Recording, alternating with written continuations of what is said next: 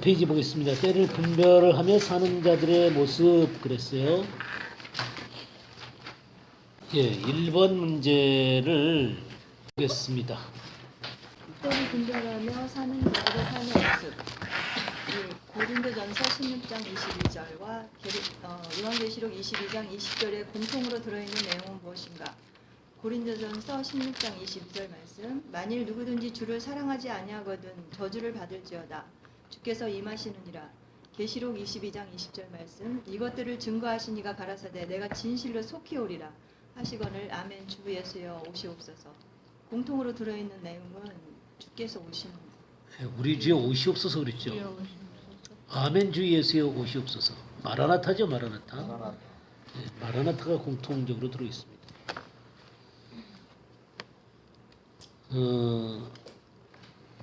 여기 주님이 오시는 것을 사모하는 모습이죠, 그죠? 주님의 오심을 사모하는 것입니다. 주님의 오심을 사모하는 이유가 뭐지요? 마라나타. 우리들이 보통 마라나타 얘기 많이 하시죠? 또 여러분도 마라나타 그러십니까?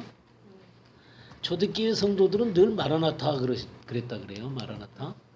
우리들보다 훨씬 그 옛날에 살았는데도 마라나타 주님 오심을 갈망했는데 지금 말세 지말이라 그러죠. 그래서 마라나타라는 말이 더 실감 있게 들리는 때입니다. 그러니까 우리가 더 많이 해야 되겠죠. 근데 우리가 마라나타 이렇게 하는 이유가 뭐예요? 마라나타라고 하는 것은 주님의 나라가 온다. 그러니까 주님이 약속하신 것이 이루어지는 것이다라는 것들을 갈망하는 거죠. 네, 이게 가장 큰 것 중에 하나라고 생각해요. 그게 우리가 로마서를 보게 되면 로마서 11장을 보게 되면 11장 25절 말씀부터 27절까지 한번 보죠. 로마서 11장 25절에서 27절까지 읽어주시기 바랍니다. 형제들아 너희가 스스로 지혜 있다 하면서 이 신비를 너희가 모르기를 내가 원하지 아니하노니 이 신비는 이방인의 충만한 수가 들어오기까지 이스라엘의 도로는 우둔하게 된 것이라.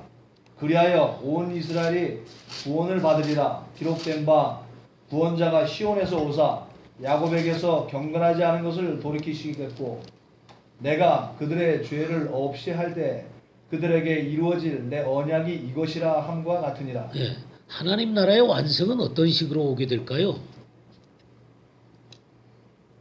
하나님 나라의 완성이 어떤 식으로 완성이 되는 거죠? 먼저 이방인의 충만한 수가 들어오고 그 다음에 이스라엘이 민족적으로 회개해서 주님 앞에 돌아오게 되고 그래서 온전한 원유맨이 이루어지는 모습으로 하나님 나라가 완성이 되겠죠.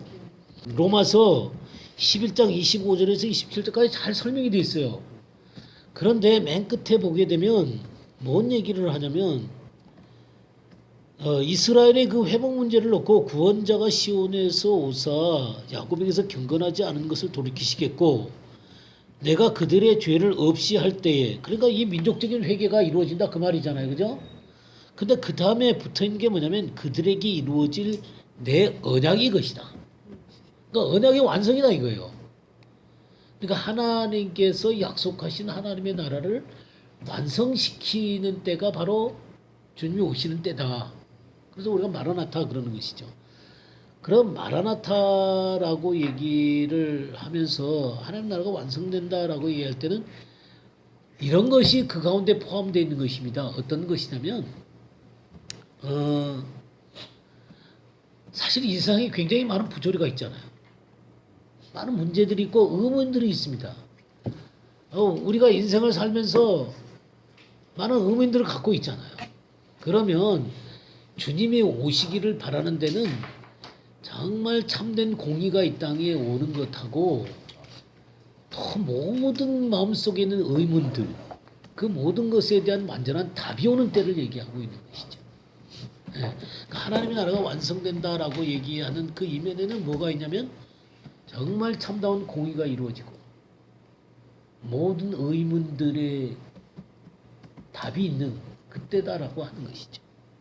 우리가 로마서를 찾았으니까 로마서 16장 한번 볼까요? 16장. 16장 20절 한번 보겠습니다. 평강의 하나님께서 속히 사탄을 너희 발 아래에서 상하게 하시리라. 우리 주 예수의 은혜가 너희에게 있을지어다. 예, 여기 평강의 하나님께서 속히 사탄을 너희 발 아래에서 상하게 하시리라. 그러니까 사단이 완전히 우리 발 밑에 밟혀버리는 이 죄의 원흉이죠. 이 불의의 원흉인 이 사탄을 이 발 밑에 밟아서 완전한 공의가 이루어지는 그날을 우리가 기대를 하는 것이죠. 전도서 12장을 한번 보겠어요. 전도서 12장. 전도서 12장 13절 14절 한번 볼까요? 네가 결국을 다 들었으니 하나님을 경외하고 그의 명령들을 지킬지어다. 이것이 모든 사람의 본분입니다. 하나님은 모든 행위와 모든 은밀한 일을 선악간에 심판하시리라. 네, 이런 결론이 있다는 거죠. 일의 결국을 다 들었으니 하나님을 경외하고 그의 명령을 지킬지어다. 이것이 이제 모든 사람의 본분이다 이렇게 표현하면서 하나님은 모든 행위와 모든 은밀한 일을 선악간에 온전하게 심판하실 그날이 있을 것입니다. 온전한 그 모든 답들이 이루어질 그날이 있을 것입니다. 근데 우리가 주님의 다시 오심을 사모하는데 정말 여러분들이 하나님의 공의가 완성되고 모든 것들이 의문이 해결이 되고 또 하나님 나라가 오는 이 이면 가운데 가장 중요한 게 있어요. 주님을 사모하는 정말 주님 오시기를 갈망하는 이유 가운데 가장 중요한 게 뭘까요? 우리가 준비돼야 될 것 같습니다. 주님을 사랑하는 거예요. 그러니까 주님을 사랑하기 때문에 보고 싶은 거예요. 네. 우리가 사랑하는 사람들을 보고 싶어 하잖아요. 그죠?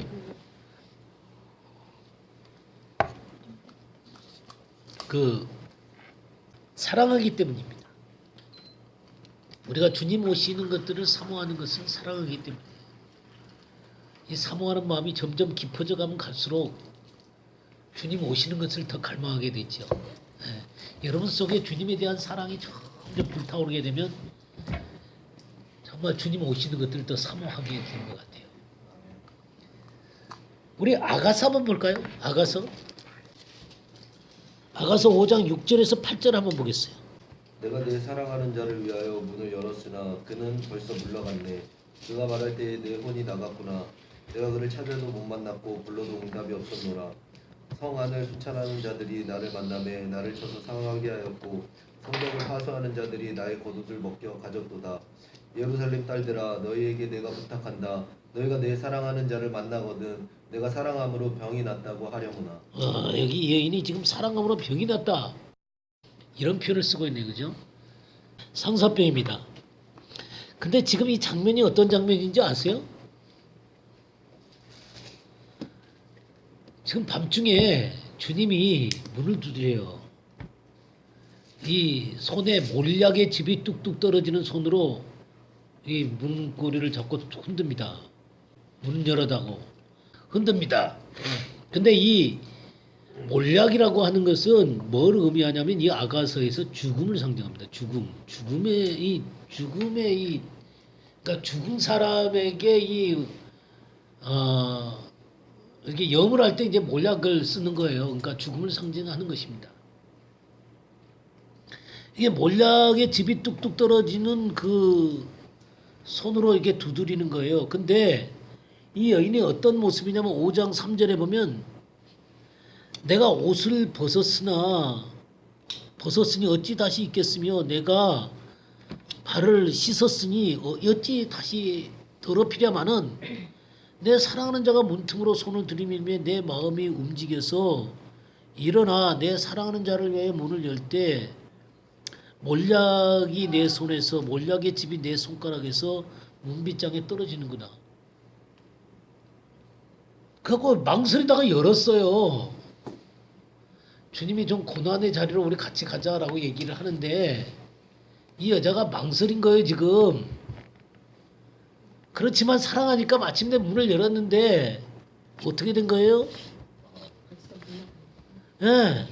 6절 내가 내 사랑하는 자를 위하여 문을 열었으나 그가 벌써 물러가 버렸어요. 조만간 가버렸어요. 그래서 그가 말할 때 내 혼이 나갔구나. 내가 그를 찾아도 못 만나고 불러도 응답이 없었고, 내가 주님이 그럴 때 내가 정신이 없었구나 막 그러면서 이제 자책을 하는 거예요 지금. 그래서 막 주님을 찾아 돌아다니는데 뭔 일이 벌어져요? 7절에 성 안을 순찰하는 자들이 나를 만나며 나를 쳐서 상하게 하였고, 이 순찰하는 자들은 주님 앞에 깨어있는 자들이에요. 이 성 안을 깨어서 이렇게 돌아다니는 자들이에요. 그러니까 이런 사람들이 이 여인이 망설이고 주님을 놓쳐버린 것에 대해서 막 책망을 하고 막 그러는 거예요.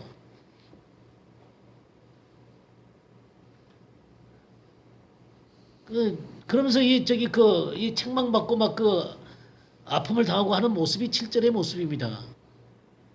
근데 그러면서 이 예루살렘의 딸들은 누구냐면 믿는 자들을 얘기하는 거예요. 믿는 자들. 믿는 자들에게 너희에게 내가 부탁한다. 너희가 내 사랑하는 자를 만나거든 내가 사랑함으로 병이 났다고 하려면 하나. 이 여인이 정말 주님을 사랑하고 있는 모습을 우리가 볼 수 있습니다. 이 아가서에는 이 여인이 주님을 묘사하는 게 두 군데가 나와요. 이 주님을 묘사하는 것이 두 군데가 나오는데 2장에 한번 나오거든요. 2장에 보게 되면 뭐 1장에 간단하게 나옵니다만은 그건 이제 처음 믿을 때고요. 2장에 나오는데 2장 3절에 보게 되면요. 이렇게 얘기를 합니다. 3절에서 7절까지를 한번 읽어주시기 바랍니다. 3절에서 7절. 2장 3절에서 7절. 남자들 중에 나의 사랑하는 자는 숲을 가운데 상아나무 같구나. 내가 그 그늘에 앉아서 심히 기뻐하였고 그 열매는 내 입에 달았다. 그가 나를 인도하여 잔치집에 들어갔으니 그 사랑은 내 위에 깃발이다. 너희는 검포도로 내 힘을 돕고 사과로 나를 시원하게 하라. 내가 사랑함으로 병이 생겼습니다. 그가 왼팔로 내 머리를 조이고 오른팔로 나를 안는구나. 예루살렘 딸들아, 내가 노루와 들사슴을 두고 너희에게 부탁한다. 내 사랑이 원하기 전에는 흔들지 말고 깨우지 말지. 이 여인도 지금도 아주 깊이 사랑해요. 그렇지만 이 주님을 묘사하는 이 장면을 보게 되면 이 여인이 주님이 나한테 어떤 분인가에 대해만 얘기를 해요. 나한테. 여기 지금 이 3절에 보세요. 나의 사랑하는 자는 숲을 가운데 사과나무구나. 내가 그 그늘에 앉아서 심히 기뻐했고 그 열매는 내 입에 달았으며 그가 나를 인도하여 잔치집에 들어갔으니 그 사랑은 내 위에 깃발이구나. 너는 검포도로 내 힘을 돕고 사과나무로 나를 시원하게 하라. 내가 병이 났으므로 내가 사랑함으로 병이 생겼습니다. 그가 왼팔로 내 머리를 고이고 오른팔로 나를 안는구나. 그러니까 이게 전부 다 나 중심이에요. 이 주님을 묘사를 하면서도 나한테 어떤 분이다 이렇게 묘사를 하고 있는 것을 보게 돼요. 근데 이 여인이 이제 나중에 제가 어린 양의 신부할 때 이 아가서에 대한 얘기들을 쭉 할 거예요. 얘기를 쭉 하겠지만 이 여인이 아까 말한 5장 있잖아요. 5장. 이 여인이 성장해서 주님이 고난의 자리를 초대를 하는 거예요. 이 고난의 자리에 바로 응답은 못했지만 이 여인은 굉장히 많이 성장했고 또 정말 주님을 사랑해요. 그렇게 하면서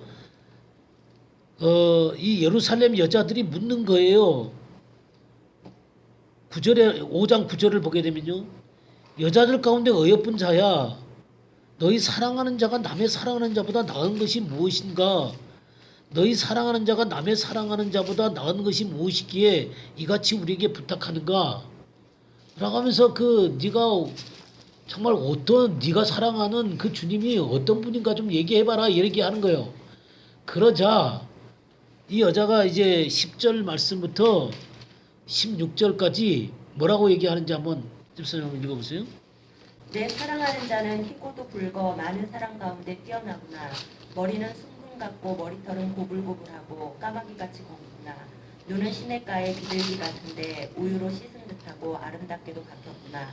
뺨은 향기로운 꽃밭 같고 향기로운 푸른떡과도 같고 입술은 백합화 같고 모략의 즙이 뚝뚝 떨어지는구나. 손은 파국을 물린 황금 놀이개 같고 몸은 아로새긴 상아에 청옥을 입힌 듯하구나. 다리는 숭근 받침에 세운 화반석 기둥 같고 생김새는 레바논 같으며 백항목처럼 보기 좋고 입은 심이 달콤하니 그 전체가 사랑스럽구나. 예루살렘 딸들아, 이는 내 사랑하는 자요 나의 친구로다. 기가 막히죠. 여기에 나라는 게 내가 없더니 내가 아까 2장하고 이 5장에서 주님을 묘사하는 것하고 같아요? 예? 너무 다르죠? 예, 아까는 나한테 그때고 나한테 그때고 나한테 그때고 물론 이제 어렸을 때는 그렇게 하는 게 당연해요.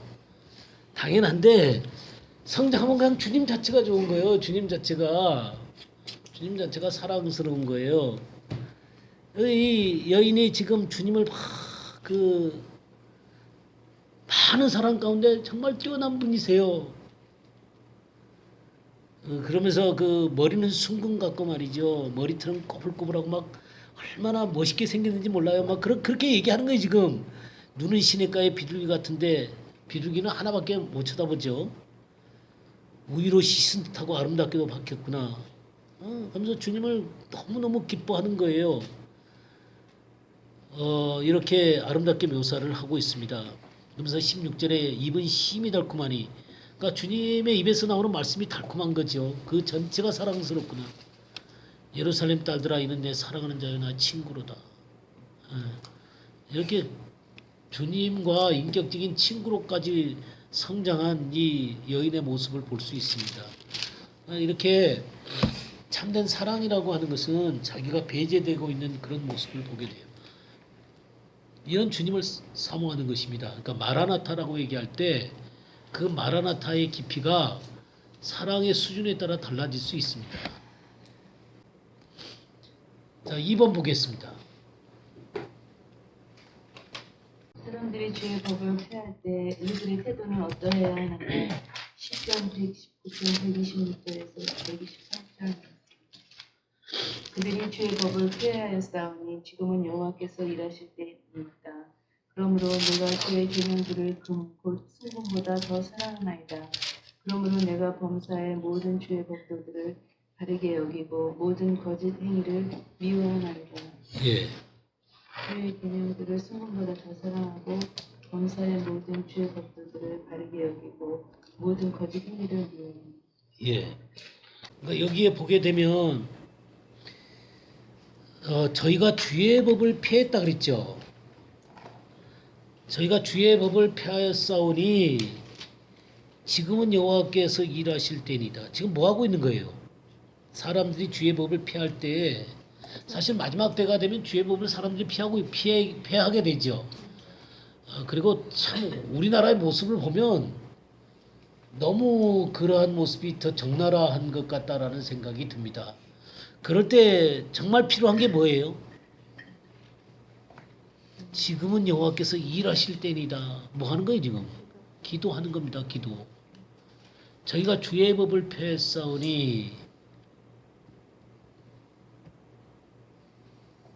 정말 하나님이 일하실 때입니다. 하나님이 일하시는 걸 위해서 기도해야 됩니다. 지금 우리나라 상황은 진짜 하나님이 일해 주셔야 돼요. 미국의 손에 있는 것도 아니고요. 북한의 손에 있는 것도 아니고 진짜 해법이 없어요. 우리 역대하를 보게 되면 여기 이 말씀은 조금 이따가 제가 더 하기로 하고요. 역대하를 먼저 보도록 하겠습니다. 역대하 7장 14절, 13절 14절 한번 볼까요? 네, 7장 13절 14절 읽어주시기 바랍니다. 혹 내가 하늘을 닫고 비를 내리지 아니하거나 혹 메뚜기들에게 특단을 먹게 하거나 혹 전염병이 내 백성 가운데 유행하게 할 때에 내 이름으로 일컫는 내 백성이 그들의 악한 길에서 떠나 스스로 낮추고 기도하여 내 얼굴을 찾으면 내가 하늘에서 듣고 그들의 죄를 사하고 그들의 땅을 고칠지라. 예, 여기에 하나님이 비를 닫고 재앙을 내리실 때에 내 이름으로 일컫는 내 백성이 그들의 그 악한 길에서 떠나서 말이죠. 스스로 낮추고 기도할 때 그러면서 하나님을 얼굴을 찾는단 말이에요. 하나님 얼굴, 하나님이 친히 그 상황을 직면해 주시도록, 그러니까 하나님이 그 상황을 직면해 주시도록 기도를 한단 말이에요. 그럴 때 내가 하늘에서 듣고 그들의 죄를 사고 그 땅을 고치겠다 그랬거든요. 그러면 누군가가 이 일을 해야 된단 말이에요. 그러면 이 하나님의 백성이 누구냐? 역대하 6장을 한번 보겠어요. 6장 28절에서 31절까지 읽어주세요. 만일 땅에 기근이나 전염병이 있거나 곡식이 시들거나 방부기가 나거나 메뚜기나 황충이 나거나 적국이 와서 성읍들을 에워싸거나 무슨 재앙이나 무슨 질병이 있거나를 막론하고 한 사람이나 혹 주의 온 백성 이스라엘이 다 각각 자기의 마음에 재앙과 고통을 깨닫고 이 성전을 향하여 손을 펴고 무슨 기도나 무슨 간구를 하거든 주는 계신 곳 하늘에서 들으시며 사유하시되 각 사람의 마음을 아시오니 그의 모든 행위대로 갚으시옵소서. 주만 홀로 사람의 마음을 아시니이다. 그리하시면 그들이 주께서 우리 조상들에게 주신 땅에서 사는 동안에 항상 주를 경외하며 주의 길로 걸어갑니다. 네, 아멘. 참 여기에 이런 재앙이 있을 때 29절에 한 사람이나 혹 주의 온 백성 이스라엘이 다 각기 자기의 마음의 재앙과 고통을 깨닫고 이 성전을 향하여 손을 펴고 무슨 기도나 무슨 간구를 하거든 들어달라고 지금 기도를 하고 있습니다. 그래서 참 진실된 한 사람을 만날 때 하나님이 그 온 나라의 죄도 사하는 그런 일들도 하시는구나 하는 것들을 볼 수가 있어요. 그래서 제가 참 그러면서 하나님 앞에 이런 말씀들을 붙잡고 기도를 합니다. 이런 말씀들을 붙잡고 기도를 하는데 어쨌든 사람들이 주의 법을 폐할 때 하나님이 일하게 달라고 기도를 해야 됩니다. 여러분들의 기도가 정말 중요해요. 여러분 한 사람 한 사람들의 기도가 너무 중요합니다. 그런 한 사람들로 여러분들이 설 수 있게 되기를 바라고요. 지금은 하나님의 일하실 때입니다라고 기도해야 됩니다. 그러면서 아까 시편 119편 다시 돌아오시면요. 뭘 하라 그러냐면 사실 이 불의한 세계 가운데서 유일한 기준이 뭐예요? 말씀. 예, 말씀입니다. 말씀. 이 127절에 보게 되면 그러므로 내가 주의 계명들을 금 곧 순금보다 더 사랑하나이다. 이 참된 기준인 하나님의 말씀을 순금보다 사랑한다. 유일한 이 기준이 되죠. 말씀이요. 성경에 이 119편을 뭐라 그래요? 말씀의 시편이잖아요. 이게 대말씀의 시편이라면 소말씀의 시편이 있어요. 이게 큰 하나님의 말씀을 위한 시편이라면 가장 길잖아요. 그죠? 근데 또 이 작게 하나님의 말씀을 막 얘기한 데가 있어요. 몇 장인지 아세요?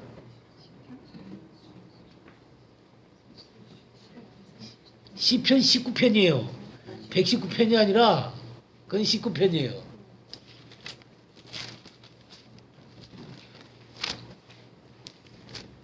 둘 다 말씀을 얘기하는 곳이에요. 19편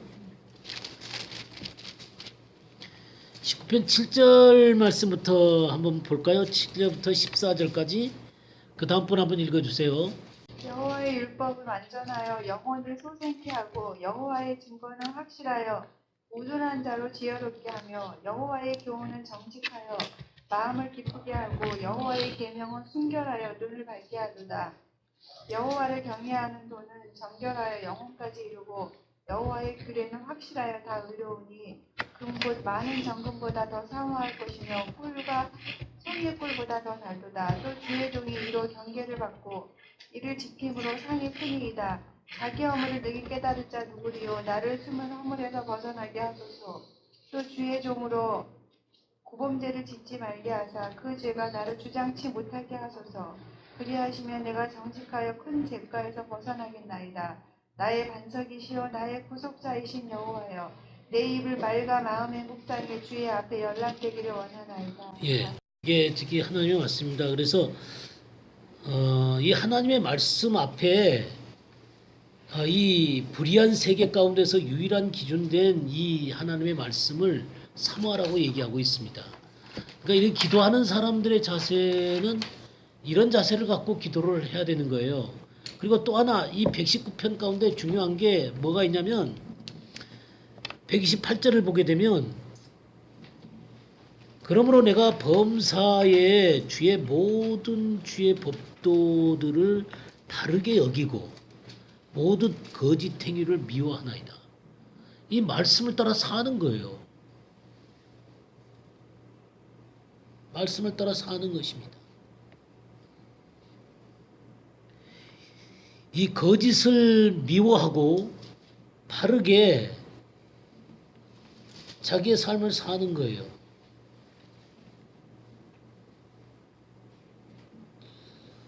이런 것들이 이 마지막 때 살아가는 사람들이 기도할 뿐만 아니라 말씀을 사모하고 또 그 말씀 앞에 자기 자신의 삶을 사는 것입니다.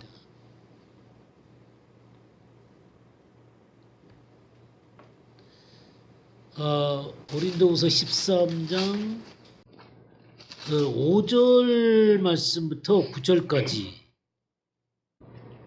너희는 믿음 안에 있는가? 너희 자신을 시험하고 너희 자신을 확증하라. 예수 그리스도께서 너희 안에 계신 줄을 너희가 스스로 알지 못하느냐? 그렇지 않으면 너희는 버림받는 자니라. 우리가 버림받은 자 되지 아니한 것을 너희가 알기를 내가 바라고, 우리가 하나님께서 너희로 악을 조금도 행하지 않게 하시기를 구하노니, 이는 우리가 옳은 자임을 나타내고자 함이 아니라 오직 우리는 버림받은 자 같을지라도 너희는 선을 행하고자 함이라. 우리는 진리를 거슬러 아무것도 할 수 없고 오직 진리를 위할 뿐이니, 우리가 약할 때 너희가 강한 것을 기뻐하고 또 이것을 위하여 구하니 곧 너희가 온전하게 되는 것이다. 예, 지금 바울 사도가 5절에 우리들한테 뭐 하라고 얘기하고 있어요? 너가 믿음에 있는가 너희 자신을 시험하고 확증하라 그랬죠. 그러면서 예수 그리스도께서 너희 안에 계신 줄을 스스로 알지 못하느냐? 그러면 그렇지 않으면 너희가 버림받은 자니라 그랬어요. 그럼 예수님이 스스로 내 안에 계신 걸 우리가 어떻게 알아요?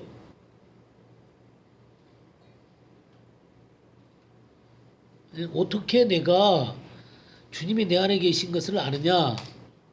이게 어떤 것이냐면요. 8절 보세요. 8절. 우리는 진리를 거스려 아무것도 할 수 없고 오직 진리를 위할 뿐이다 그랬어요. 그러면 내 안에 그리스도에 사신 것을 내가 어떻게 하냐? 진리를 따르고 싶은 거에 진리를 따르고 싶은 거. 진리를 따르고 진리를 위해서 사는 거예요.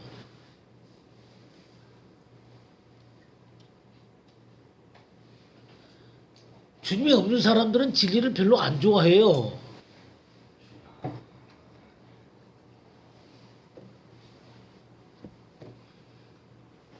정말 주님을 모신 사람들은 주님의 말씀을 사랑하고 진리를 사랑할 수밖에 없는 거예요.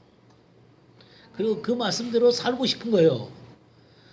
그래서 바울 사도가 이 진리를 따라가는 사람에게 7절에 뭐라 그래요? 우리가 하나님께서 너희로 악을 조금도 행하지 않게 하시기를 구한다. 그 다음에 이 말씀을 전하는 우리가 버림받은 자 같을지라도 너희는 선을 행하게 하고자 한다. 하나님이 좋아하시는 참 좋았다라고 하신 그 선을 행하는 그런 자들이 되기를 바란다는 거죠. 그리고 9절에 뭐라 그랬어요? 너희가 온전하게 되는 것이다. 그러니까 정말로 주님이 살아계신 사람들은 진리를 사랑하게 되고 또 두 번째로 진리를 따라 삶으로 온전을 향해서 성장해가는 사람입니다.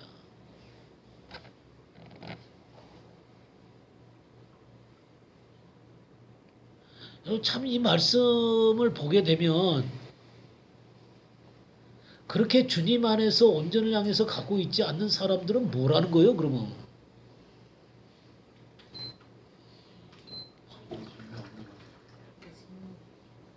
예수님이 그 안에 없다는 거예요. 버려진 자다 그 말이에요.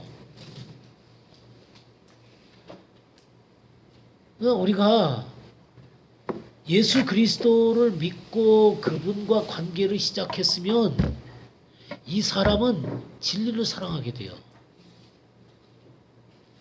그리고 진리를 사랑할 뿐만 아니라 이 진리를 따라서 걸어가기 때문에 어디를 향해 간다고요?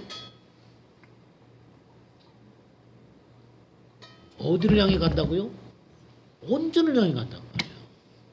그럼 온전을 해가는 가운데 악도 있고 뭐 온전치 못한 것도 있고 뭐 죄도 있고 그러겠죠. 그런데 이런 것들이 진리와 합당하지 않기 때문에 어떻게 되게 되겠어요? 투쟁이 일어나겠죠. 투쟁이 일어나면서 이런 것들을 버려간단 말이에요. 그래서 조금씩이라도 앞으로 온전을 향해서 간단 말이에요. 아멘. 성경은 우리가 처음부터 완벽하다고 얘기하지 않습니다. 완벽하다고 얘기하지 않아요. 어린 아이들이라 그럽니다. 예수님을 믿었을 때 어린 아이라 그래요. 근데 어린 아이가 계속해서 자라게 돼 있어요. 온전한 성인으로 성장되게 돼 있어요. 마찬가지로요, 영적으로도요, 장성한 자리까지 갈 수 있습니다. 이 육신적인 모습 가운데 계속해서 머물러 있는 것은 우리가 영적으로 진리를 따르지 않으려고 하기 때문에 그렇습니다. 그러니까 때때로 삶을 살다 보면요, 기로가 옵니다. 이게 진짜냐, 그러니까 내 믿음이 진짜냐 가짜냐 하는 것에 기로가 와요. 그 기로가 왔을 때 어떤 사람은 그냥 포기해버려. 가짜라는 거죠. 그러나 기로가 왔을 때 순종하고 나가게 되는 거예요. 내가 완전하다는 거 아니에요. 갈등도 있고 고통도 있고 무너짐도 있고 또 그래요. 그렇지만 무너져도 일어나요. 일어나서 정말 주님 앞에 잘못한 것을 회개하고 또 나가요. 그럼 주님께서 길을 여시고 온전을 향해서 가게 하신다고요. 근데 이거를 안 하는 사람이 있어요. 그것은 내가 아니다라는 거예요. 내가 뭐가 잘못되어 있다는 거예요.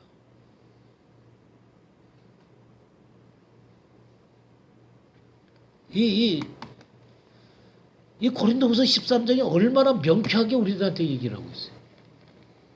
여러분 읽어보시면 아시겠어요? 여기 있는 내용을 아시겠어요? 모르겠어요. 알겠습니다. 네, 알겠죠? 네. 지금 이게 참 알 수 있도록 돼 있어요. 우리 잠언 1장 23절 한번 볼까요?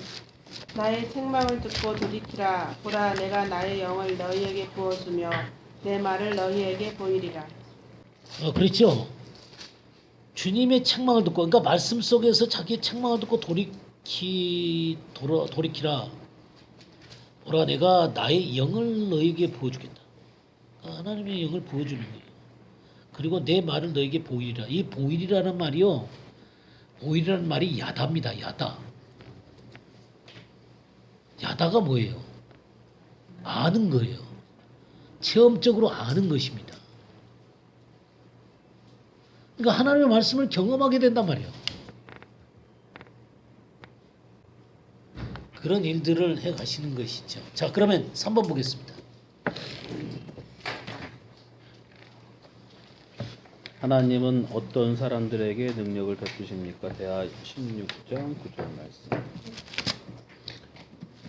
여호와의 눈은 온 땅을 두루 감찰하사 전심으로 자기에게 향하는 자들을 위하여 능력을 베푸시나니 이 일은 왕이 망령되이 행하였은즉 이후부터는 왕에게 전쟁이 있으리이다 하매 예.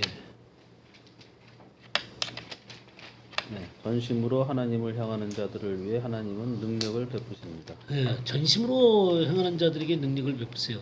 그럼 전심으로 행한다는 게 뭐예요? 전심으로 행한다.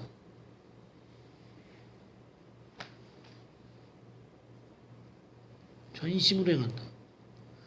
자, 우리 지금 이게 누구한테 한 말이에요? 이 16장 9절이 누구한테 한 얘기입니까? 그 다음 절에 나오잖아요. 10절.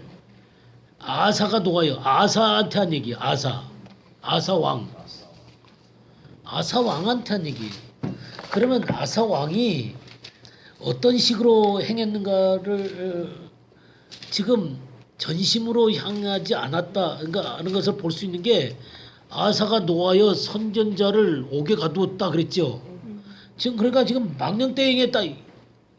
왕이 망령되게 행했다. 그럼 어떻게 망령되게 행했냐? 저 이 망령되게 행한 것을 조금 이따가 보기로 하고요. 그가 전심으로 행한 때가 있었어요. 아사가 전심으로 하나님한테 행한 때가 있었는데 역대하 14장 예. 9절에서 15절에 예, 9절에서 15절. 예. 구스 사람 세라가 저희를 치려하여 군사 100만과 병거 300승을 거느리고 마레사의 이름에 아사가 마주 나아가서 마레사의 스바다 골짜기에 진치고 그 하나님 여호와께 부르짖어 가로되 여호와여 강한 자와 약한 자 사이에는 주밖에 도와줄 이가 없사오니 우리 하나님 여호와여 우리를 도우소서. 우리가 주를 의지하오며 주의 이름을 의탁하옵고 이 많은 무리를 치러 왔나이다. 여호와여 주는 우리 하나님이시오니 원컨대 사람으로 주를 이기지 못하게 하옵소서 하였더니 여호와께서 구스 사람을 야사와 유다 사람 앞에서 쳐서 패하게 하시니 구스 사람이 도망하는지라. 아사와 그 쫓는 자가 구스 사람을 쫓아 그랄까지 이르매 이에 구스 사람이 엎드러지고 살아남은 자가 없었으니 이는 여호와 앞에서와 그 군대 앞에서 패망하였습니다. 노력한 물건이 심히 많았더라. 여호와께서 그랄 사면 모든 성읍 백성을 두렵게 하시니 무리가 그 모든 성읍을 치고 그 가운데 있는 많은 물건을 노력하고 또 짐승 지키는 천막을 치고 양과 약대를 많이 이끌고 예루살렘으로 돌아왔더라. 지금 이 아사가 전심으로 주님을 향하고 있는 모습이에요. 얼마나 구스 사람이 쳐들어왔냐면 군사 100만 병과 병거 300대를 데리고 마레사이로 그러니까 어마어마한 군대가 쳐들어왔음에도 불구하고 아사가 하나님 앞에 전심을 행할 때 그들을 물리쳐 주셨단 말이에요. 15장도 한번 읽어주세요. 15장 8절에서 15절 한번 더 읽어주세요. 8절에서 15절. 예, 8절에서 15절. 아사가 이 말 곧 선지자 오데스의 예언을 듣고 마음을 강하게 하여 가증한 물건들을 유다와 베냐민 온 땅에서 없애고 또 에브라임 산지에서 빼앗은 성읍들에서도 없애고 여호와의 낭실 앞에 있는 여호와의 제단을 재건하고 또 유다와 베냐민의 무리를 모으고 에브라임과 므낫세와 시므온 가운데에서 나와서 저희 중에 머물러 사는 자들을 모았으니 이는 이스라엘 사람들이 아사의 하나님 여호와께서 그와 함께 하심을 보고 아사에게로 돌아오는 자가 많았음이더라. 아사왕 제 15년 셋째 달에 그들이 예루살렘에 모이고 그 날에 노력하여 온 물건 중에서 소 700마리와 양 7,000마리로 여호와께 제사를 지내고 또 마음을 다하고 목숨을 다하여 조상들의 하나님 여호와를 찾기로 언약하고 이스라엘 하나님 여호와를 찾지 아니하는 자는 대소 남녀를 막론하고 죽이는 것이 마땅하다 하고 무리가 큰 소리로 외치며 피리와 나팔을 불어 여호와께 맹세하며 온 유다가 이 맹세를 기뻐한지라. 무리가 마음을 다하여 맹세하고 뜻을 다하여 여호와를 찾았으므로 여호와께서도 그들을 만나 주시고 그들이 사방에 평안을 주셨더라. 이게 지금 아사가 버릴 걸 버리고 하나님 앞에 재건할 것들을 재건하면서 온전하게 서 있었을 때 하나님께서 평안을 주셨어요. 하나님이 주변 가운데 적들을 물리쳐 주시고 굉장한 평안을 주셨어요. 근데 이 아사가 망령되게 행합니다. 그게 이제 16장에 나오는 거예요. 16장 1절에서 6절을 읽어주시기 바랍니다. 아사왕 제36년에 이스라엘 왕 바하사가 유다를 치러 올라와서 라마를 건축하여 사람을 유다 왕 아사에게 왕래하지 못하게 하려 하니라. 아사가 여호와의 전 곡간과 왕궁 곡간에 임금을 내어다가 다메섹에 사는 아람 왕 베나단에게 보내며 이르되 내 아버지와 당신의 아버지 사이와 같이 나와 당신 사이에 약조하자. 내가 당신에게 임금을 보내노니 와서 이스라엘 왕 바하사와 세운 약조를 지키려 그가 나를 떠나게 하라 하매 베나다시 아사 왕의 말을 듣고 그의 군대 지휘관들을 보내어 이스라엘 성읍들을 치되 이온과 단과 아벨라임과 납달리의 모든 축구성들을 쳤더니 바하사가 듣고 라마 건축하는 일을 포기하고 그 공사를 계속하니라. 아사 왕이 온 유다 무리를 거느리고 바하사가 라마를 건축하는 돌과 제목을 운반하여다가 게바와 미스바를 건축하였더라. 이게 참 너무 웃기는 게 지금 여호와 앞에 그렇게 온전한 모습으로 서 있었던 아사가 북쪽 이스라엘 왕 바하사가 쳐들어가는 거예요. 이 바하사가 쳐들어오니까 너무 놀래가지고는 왕궁에 있는 것과 또 이 성전에 있는 것, 여기 보면 성전에 있는 것도 그랬죠.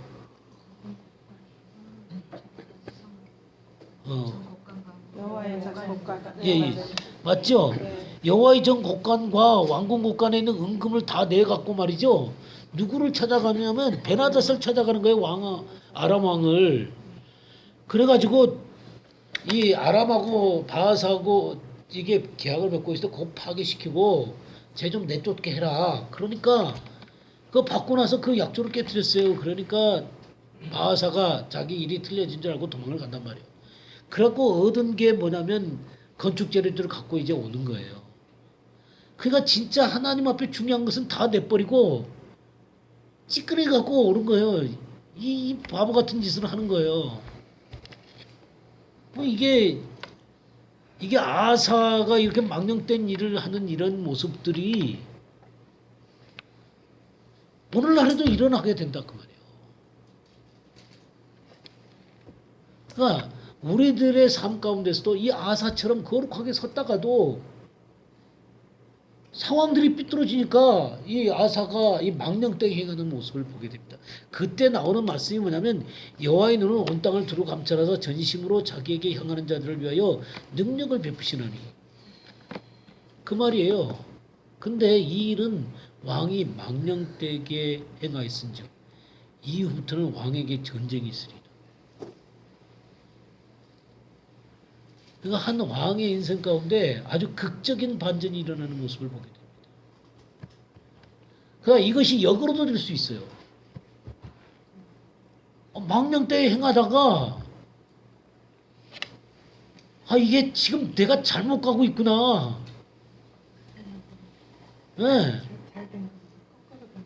거꾸로 가다 내가 잘못됐구나. 가슴을 찢고 이 거꾸로 이때까지 했던 걸 다 팽개치고 정말 죄악을 끊고 하나님의 전들을 다시 세워가면서 하나님 앞에 나아갈 수가 있는 것이죠. 그런 것들이 바로 정말 하나님에 대한 갈망을 갖고 우리가 전심으로 행하는 것들입니다. 그래서 그러한 일들이 있었으면 좋겠어요. 자, 그러면 4번 문제 보겠습니다. 하나님은 예배하는 자들을 찾으시는데 어떻게 예배하는 자들을 찾으시는가?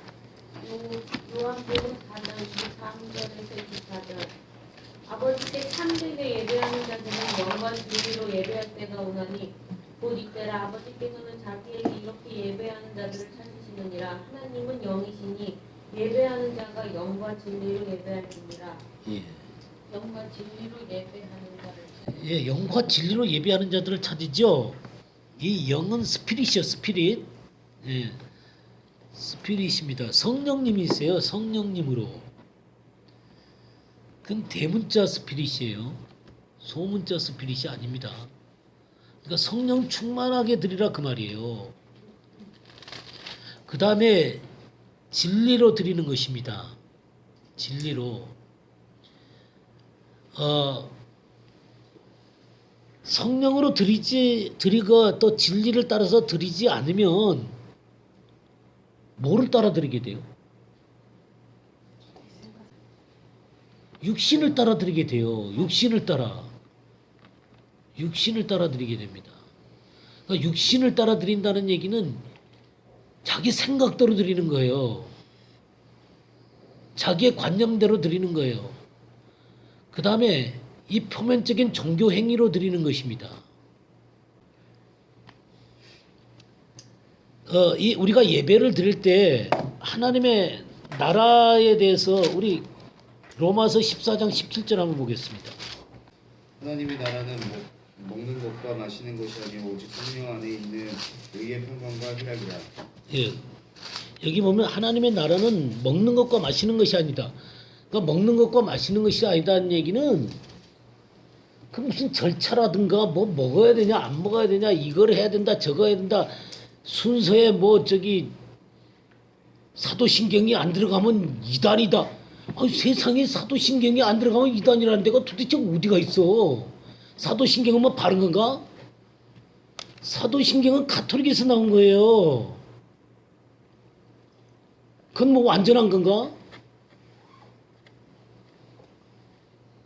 그러니까 정말 우리들이 그런 거 가지고 따지고 앉아 있는 거예요. 이것이 육신에 속해 있는 거예요.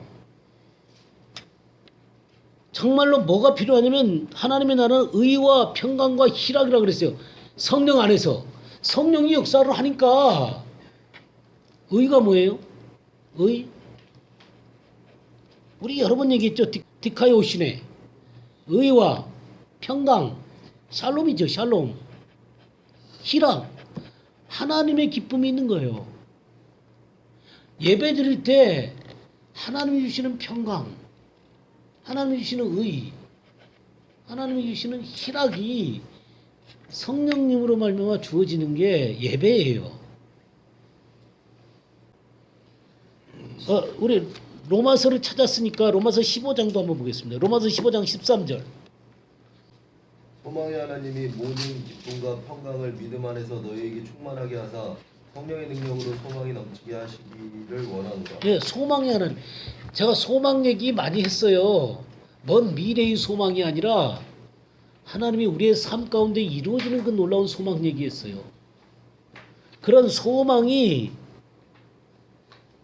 모든 기쁨과 평강을 믿음 안에서 너에게 충만하게 해서. 그러니까 우리의 삶 가운데 주님을 믿는 사람의 마음 가운데 뭐가 충만하다고요? 뭐가 충만하다고요?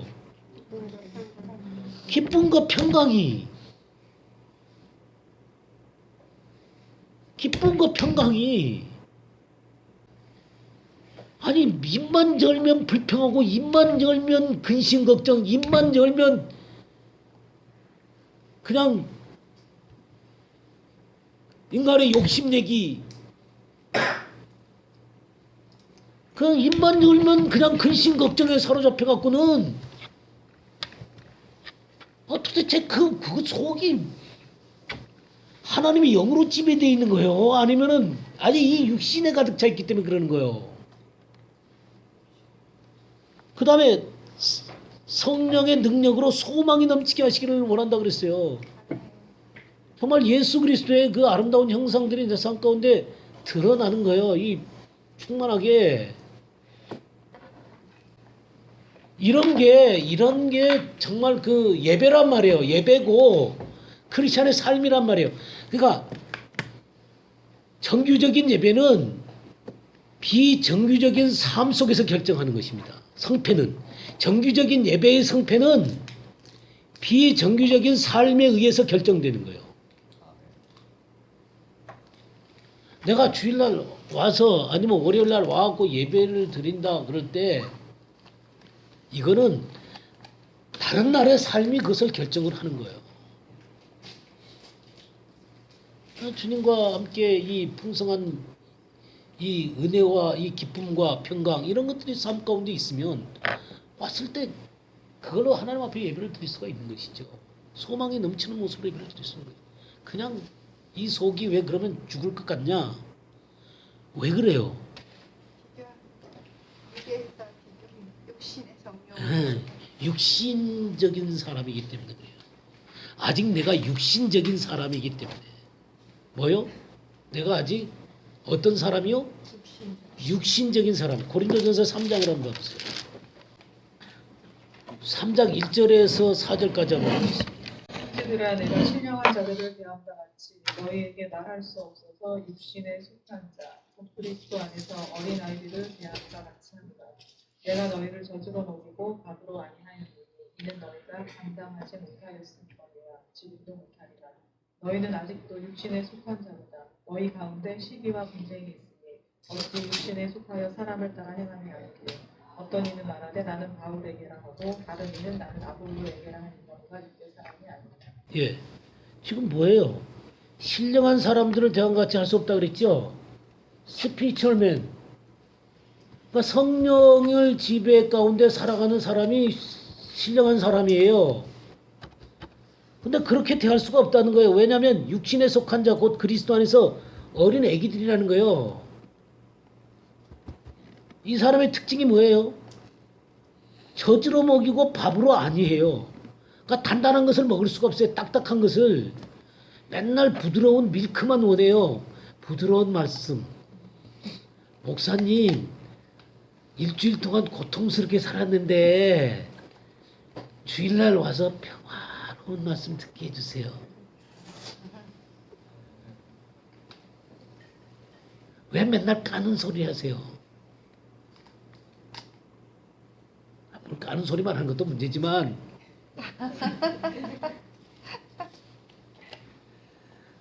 그러니까 좀 단단한 음식들을 먹어도 그것 속에서 소화해낼 수 있는 성숙한 사람인 것이죠. 감당할 수가 없어요. 이 강한 말씀들을 감당해낼 수가 없어요. 소화할 수가 없어요. 또 지켜낼 수가 없어요. 그래서 이 사람들이 하는 게 뭐예요? 3절에 보세요. 너희가 아직도 육신에 속한 자라도 너희 가운데 시기와 분쟁이. 그러니까 육신적인 시기, 육신적인 분노, 육신적인 욕망, 이걸 벗어날 수가 없어요. 그러니까 성령을 따라서 성령의 열매는 뭐예요? 성령의 열매 사랑과 희락과 화평과 오래 참음과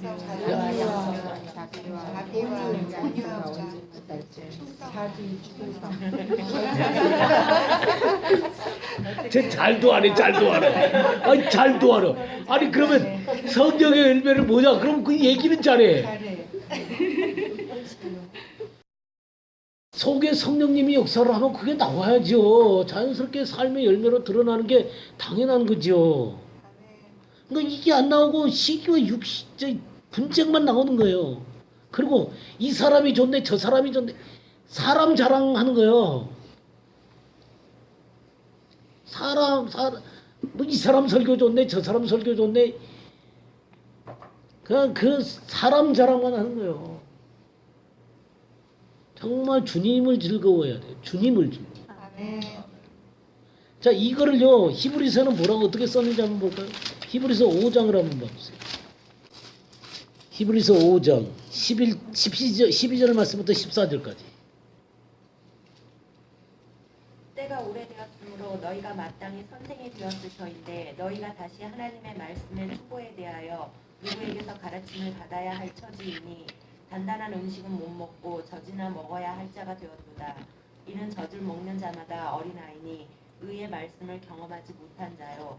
단단한 음식은 장성한 자의 것이니 그들은 지각을 사용함으로 연단을 받아 선악을 분별하는 자들이니라. 예, 여기 때가 오래므로 너희가 마땅히 선생이 될 터인데, 그러니까 시간이 많다는 게 그 사람이 성숙한 증거가 아닙니다. 물론 시간 연륜이 많아지면 하나님 안에서 연륜이 많아지면 성숙해가는 게 당연한 거겠죠. 근데 나이가 많은 사람들이 이런 얘기하는 거 들어보셨어요? 막 어떤 사람이 부흥회나든가 수요일 출연회 가운데서 막 부흥이 돼가지고 마음에 막 그 기쁨 가운데 막 주님을 섬기는 모습은 나도 처음 믿을 때 그랬어. 그럼 지금 어떻다는 거야? 안 그렇다는 얘기잖아. 뭐 도대체 그게 뭐예요, 그게? 그러면 나이가 주님 안에서 나이가 들면 냉소적이 되고 마음이 굳어가면 굳어가야 되는 거예요? 아니 우리가 주님 안에서 시간이 가면 점점 더 부드러워지고 점점 더 주님 안에서 성숙돼 가야 되는 거잖아요. 근데 왜 나이가 들고 시간이 가면 왜 점점 굳어가요? 뭐 하나님의 나라가 너무 이상한 것 같아. 뭐가 잘못돼도 이거는 너무 단단히 잘못돼 있는 거예요. 내가 이거 잘못됐다 그러니까 왜 맨날 너 두드러 패냐라고 얘기하는데 나가 제가 언제 두드러 팼어요? 이거 두드러 패려고 한 소리가 아니에요. 그냥 상황을 알자는 얘기지.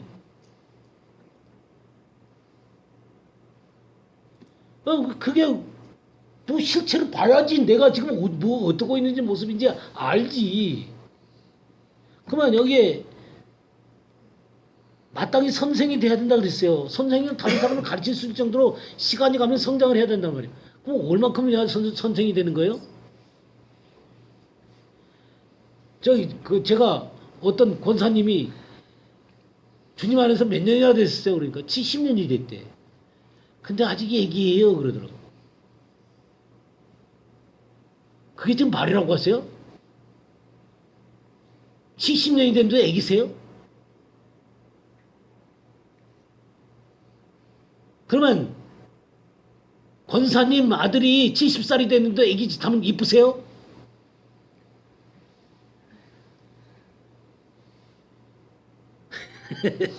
지겹죠. 주여 참. 아니 얼마가 돼야 선생이 돼야 되는 거예요? 그러면 신학교 나오면 선생이 되는 거예요? 우리가 주님 안에서 어느 정도 10여 년만 성장을 하면요 선생해야 돼요. 선생해야 돼요.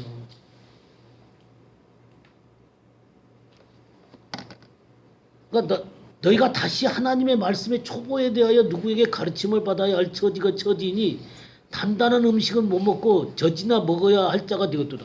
부드러운 것만 맨날 먹다 보니까 소화를 못하는 거예요. 조금만 더 단단한 음식을 주면. 이 단단한 음식이라는 말이 무슨 말이냐면 확고한 말씀들이에요. 확고하고 분명한 말씀들이에요.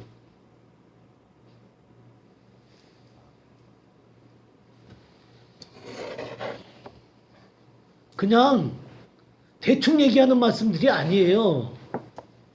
분명하게 이게 하나님 앞에 선이고 이게 악이다라고 얘기하는 거예요. 그래서 여기 뭐라 그랬어요? 젖을 먹는 자마다 어린 아이다 그랬죠? 어린 아이, 유아란 말이에요. 유아. 아직 그리스도 안에서 미숙아들. 의의 말씀을 경험하지 못한 자. 여기 경험한다라는 게 뭐냐면 경험하지 못한 자다.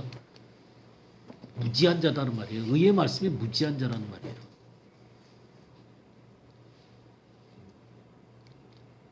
의의를 얘기하면요 감당을 못해요.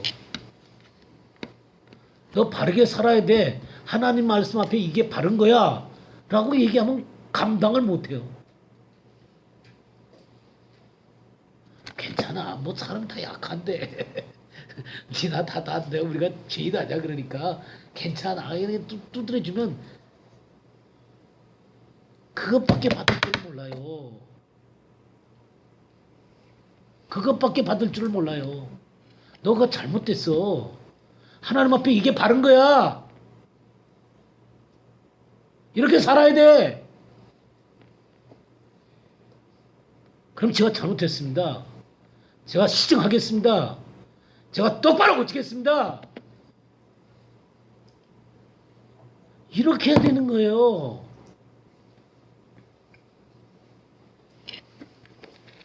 이게 성장하는 거예요. 단단한 음식은 어떤 사람의 것이다 그랬어요? 예, 장성한 자의 것이다. 장성한 자의 것이다. 예, 이 장성한 자라는 것이 뭐냐면요. 장성한 자라는 게 목적을 달성한 자라는 거예요.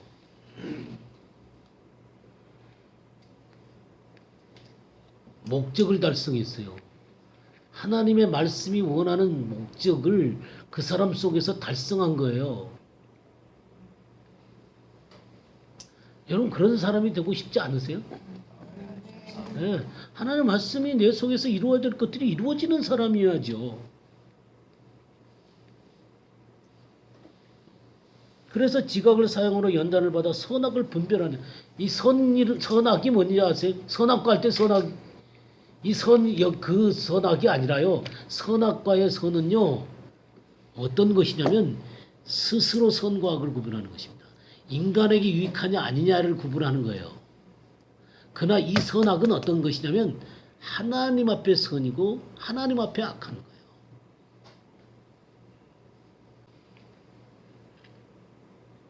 이런 것들이 성숙한 사람의 모습이다 그런 얘기죠.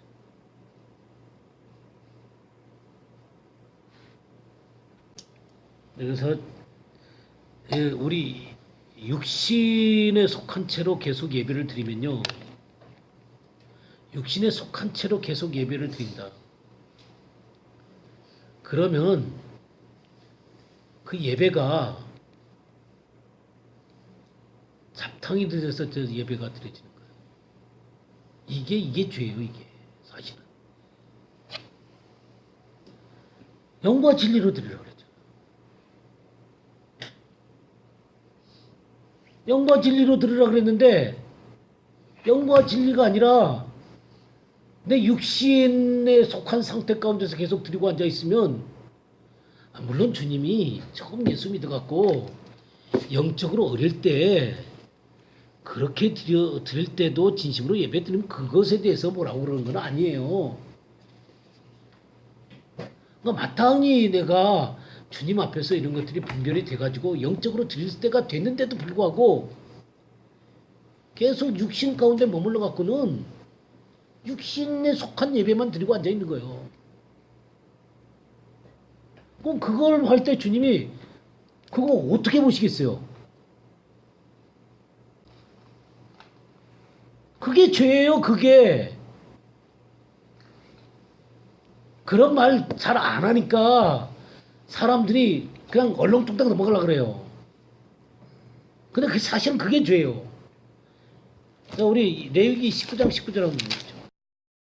너희는 내 규례를 지킬지어다. 내 가축을 다른 종류와 교미시키지 말며 내 밭에 두 종자를 섞어 뿌리지 말며 두 재료로 직조한 옷을 입지 말지며. 예. 여기 섞어 짜는 것을 하나님 별로 안 좋아해요. 두 종류로 교미시키는 거, 두 종자를 뿌리는 거, 두 재료로 직조한 옷을 입는 것. 그 베옷과 털옷을 섞어서 짠 옷을 제사장이 입지 않습니다. 오직 베옷을 입어요. 왜 베옷을 입는지 아세요? 베옷은 땀이 안 배는 거예요. 그러니까 인간의 노력으로 드리는 게 아니라 영으로 드린다는 거예요. 두 종자를 밭에다 뿌리지 않아요. 우리 마음밭에 영으로 뿌려진 것, 진리로 뿌려진 것과 육신으로 뿌려진 것 두 종류가 들어가면 그것 자체가 잘못된 거예요. 우리가 조금 이따가 공부하겠지만 신부에 대해서 7번 문제가 사실은 진실함과 깨끗함이거든요. 진실함과 깨끗함. 그리스도를 향한 진실함과 깨끗함.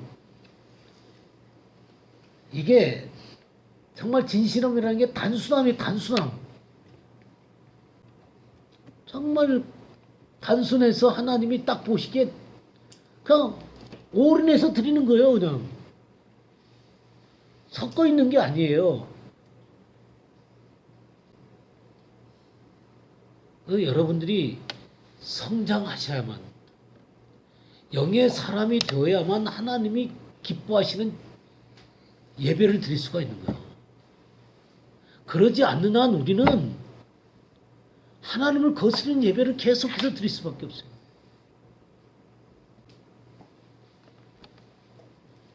우리 5번 문제 보겠습니다. 5번.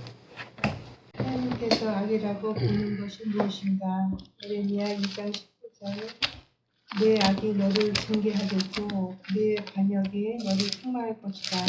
그런즉 내 하나님 여호와를 버림과 내 속에 나를 경외함이 없는 것이 악이요 고통인 줄 알라. 주 만군의 여호와의 말씀입니다. 예. 경외함이 없고 여호와를 버리고 하나님은 여호와를 경외함이 없는 것. 예, 그렇죠. 여호와를 버림과 경외함이 없는 것. 예, 내 속에 나를 경외함이 없는 것이 악이다. 그러니까 하나님에 대한 마음을 다른 데다가 두는 거예요. 하나님에 대한 사랑의 마음이 온전치를 못해요. 다른 것에 대한 이 마음이 내 마음을. 근데 제가요 목회를 40년을 넘게 했거든요. 목회를 40년을 넘게 했는데 그럼 제가 온갖 종류의 사람들을 다 만났겠죠. 근데 참 한국 그리스도인들은요 선명하지가 않아요. 다 안 떨어져요. 그러니까 막지를 않아. 단순하지 않아. 말씀 앞에 탁 단순하지 않아. 이거 얽혀.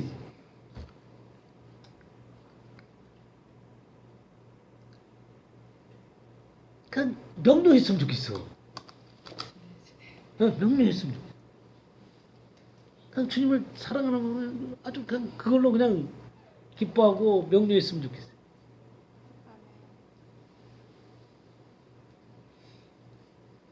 예, 우리 예레미야 9장 한번 볼까요? 예레미야 9장 23절, 24절 한번 볼까요? 여호와께서 이와 같이 말씀하시되 지혜로운 자는 그의 지혜를 자랑하지 말라. 용사는 그의 용맹을 자랑하지 말라.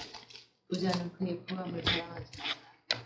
자랑하는 자는 이것으로 자랑할지니 곧 명철하여 나를 아는 것과 나 여호와는 사랑과 정의와 공의를 땅에 행하는 자인 줄을 깨닫는 것이다. 나는 이 일을 기뻐하노라. 여호와의 말씀입니다. 네, 제가 이거 아까 하고 싶었던 얘기가 뭐냐면 주님을 사랑한다 그러면서도 맨날 자랑하는 게 자기 지혜 자랑하고요, 용맹 자랑하고요, 부자 된 것 자랑해요. 참 주님을 사랑하는데 이게 같이 이렇게 얽혀 있어. 좀 이거 떨어뜨리고 좀 주님만 이렇게 높였으면 좋겠는데 간증을 해도 보면은 주님 날 이렇게 사랑하고 이렇게 죄 가운데서 건져내 주셨고요, 이렇게 선하게 인도해 주셨어요. 그래서 정말 제가 주님 사랑해요, 이런 고백이 아니라 주님이 나를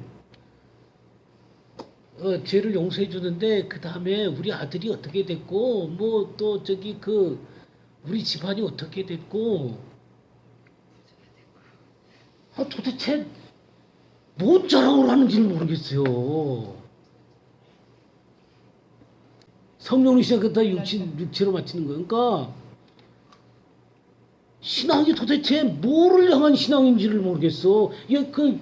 간증을 듣다 보면 속에서 그냥 느글느글해서 그냥 뛰쳐나가고 싶어요. 그 자리에 앉아있고 싶지가 않아요. 근데 목사 체면에 나갈 수도 없고. 그걸 듣고 앉아있으면 그냥 속에서 그냥 뭐 토가 나고 토가. 그냥 주님만 높이면 뭐 붙었나? 여기 그랬잖아요. 용명을 자랑하지 말고 부함을 자랑하지 말고 지혜 자랑하지 말고 뭐 자랑하라 그랬어요? 나를 아는 것과 여호와는 사랑과 정의와 공의를 땅에 행하는 자인 줄을 깨닫는 것이요. 나는 이 일을 기뻐한다. 경외한다는 게 경외. 두려워하는 거죠, 그죠? 두려워하는 거예요. 근데 두려워하는 거는 그냥 무서워서 그러는 게 아니에요. 그분이 너무나 영광스럽기 때문에 그분 정말 사랑하지만 함부로 대하지 않는 거예요. 그리고 그분에게 전적으로 의지하는 거예요. 그런 게 경외하는 거예요.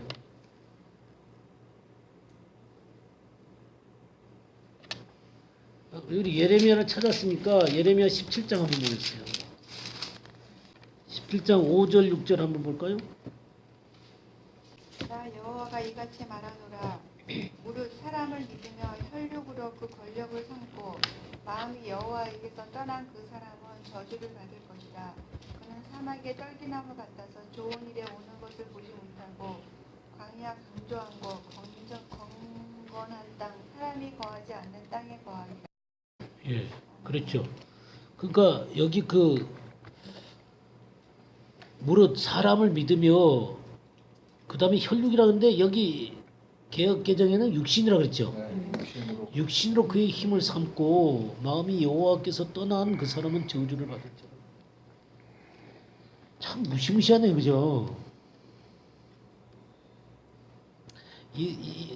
이렇게 이 육신적인 것들에 대해서 우리들한테 아니다 그래, 아니다. 그러면 7절 말씀부터 몇 개를 더 볼까요? 7절 말씀부터 8절까지 한번 보겠어요. 그러나 무릇 여호와를 의지하며 여호와를 의뢰하는 그 사람을 복을 받을 것이라. 그는 물가에 심어진 나무가 그 뿌리를 강변에 뻗치고 더위가 올지라도 두려워하지 아니하며 그의 잎이 풍성하며 가무는 해에도 걱정이 없고 결실이 그치지 아니하며. 예, 이 여호와를 의지하는 사람 정말 그 경외하는 사람이죠. 이런 경외하는 사람은 강변에 그 뿌리를 깊이 내린 그 나무 같다 그런 얘기죠. 근데 이 육신 속에 있는 사람들은 사막의 떨기나무 같아서 좋은 일에 오는 것을 보지 못하고 광야 간조한 곳 건건한 땅에 사람이 살지 않는 땅에 살리라 그랬어요. 그러니까 영적으로 황폐한 곳에 사는 거죠. 예, 영적으로 황폐한 곳에 사는 거예요. 그래서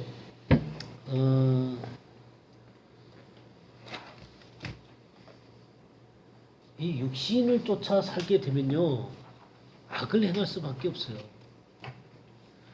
이 세상을 사랑할 수밖에 없고요. 그리고 하나님을 경외하는 것을 지속할 수가 없어요. 일시적으로 충동적으로 할 수는 있어요. 근데 이 육신이 처리가 안 되면 지속적으로 할 수가 없어요. 주님은 우리가 근데 사실 우리를 어떻게 하셨냐면 골로새서 한 군데 보겠어요. 골로새서 1장 13절 14절 한번 보겠어요.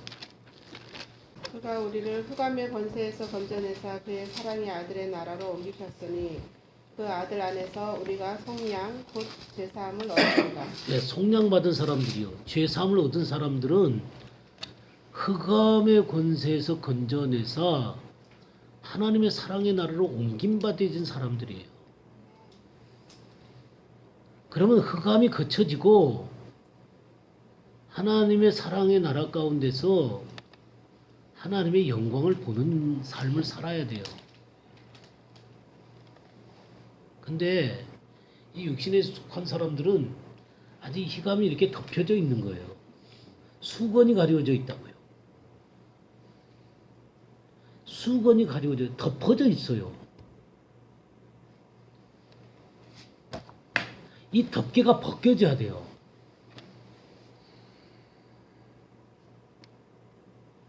그러니까 이 육신이라는 것 때문에 이 수건에 가려져 갖고 하나님의 영적인 것들이 명료하지가 않아요. 그러면 우리가 이 말씀을 공부하는 게 그래서 참 중요한 거예요. 말씀을 공부를 하면요, 이 덮개가 자꾸 벗겨지는 거예요. 덮개가 벗겨지면서 이 육신의 모습들이 하나하나 들춰나면서 이것이 벗겨져 나가기 시작하는 거예요. 그러면서 눈이 밝아져요. 그렇게 하면서 자신이 하나님의 나라에 있다는 사실들을 자꾸 보게 돼요. 그러면서 영을 쫓게 되는 것입니다. 하나님의 진리의 말씀을 쫓게 돼요. 저하고 이 공부들을 계속해 가면서 이런 얘기들을 제가 계속 하고 있어요. 제가 계속 여러분들과 이런 얘기를 나누는 것은 여러분들의 그 덮개를 제가 자꾸 벗기려고 그러는 거예요. 이 덮개를 자꾸 벗기려고 그러는 거예요. 그래서 여러분의 눈이 점점 밝아지도록 하게 하려고 그러는 거예요. 여러분이 영적인 그리스도인이 되었죠. 계속 육신적인 상태 가운데 머물러 있는 것은 주님에게도 즐거움이 안 되고 여러분에게도 즐거움이 안 돼요. 여러분도 딱 그 장성한 사람이 돼서 은혜의 레일을 타고 살아야죠. 이 육신의 문제 가지고 언제까지 싸울 거예요? 물론 어느 시기까지는 싸울 수밖에 없어요. 왜냐면 이게 해결이 돼야 되니까. 하나님의 말씀과 기도 가운데 또 삶의 문제 가운데 이게 자꾸 부딪혀 오니까 어쩔 수가 없어요. 아직 이게 벗겨지질 않으니까. 그러나 말씀 공부를 계속 하다 보면 이게 자꾸 벗겨지는 거예요. 그러면 내 눈이 점점 밝아지는 거예요. 그러면서 하나님의 말씀들이 내 속에서 역사하시는 것들을 보실 거예요. 저는 여러분들 속에서 주님이 하고 있다고 저는 생각해요. 제가 제가 그렇게 믿으니까 그거 하는 거죠. 실질적으로도 여러분들 그렇게 느끼고 계세요? 아멘.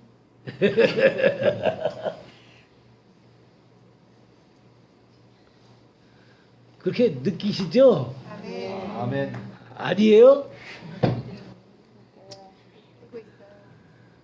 목사님 열심히 떠드세요. 그냥 갖고 듣다가 또 그냥 살다가 또 와갖고 또 듣고 뭐 그런 거요?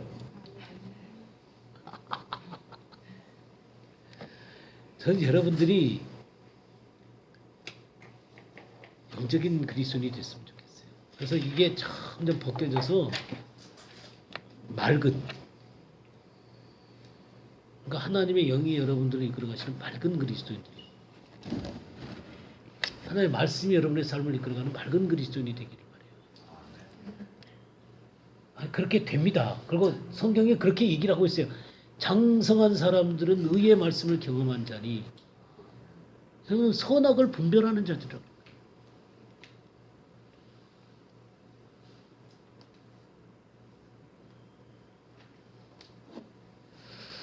예, 여러분 여기까지 하고 우리.